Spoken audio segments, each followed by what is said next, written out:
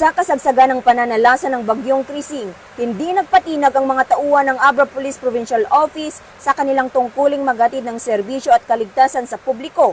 Mula sa evacuation assistance hanggang sa road clearing at monitoring, buong tapang at malasakit nilang ginampanan ang kanilang tungkulin. Nagsagawa ang mga kapulisan ng Abra ng mobile patrol, water level monitoring at house-to-house visit sa mga lugar na lantad sa pagbaha at upang mabantayan ang level ng tubig at makapagbigay agad ng abiso sa publiko sakaling kailanganin ng evacuation. Pinayuhan nila ang mga residente na mag-evacuate ng maaga bilang pag-iingat. Sa evacuation operations, inalalayan naman ng Abra PNP katuwang ang iba pang ahensya.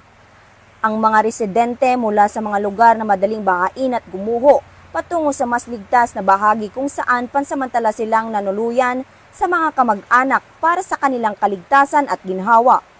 At bilang tugon sa epekto ng bagyo, nakibahagi rin ng Abra PNP sa road clearing operations katuwang ang iba pang ahensya at mga voluntaryo na kung saan matagumpay nilang naalis ang mga harang sa kalsada dulot ng landslide at malalakas na hangin na nagbigay daan sa ligtas na daanan ng mga responder at mamamayan.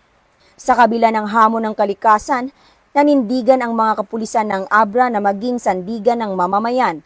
Ang kanilang sama-samang pagkilos ay patunay ng kanilang dedikasyon sa tungkulin, malasakit sa kapwa at ang paninindigang walang iwanan sa oras ng sakuna.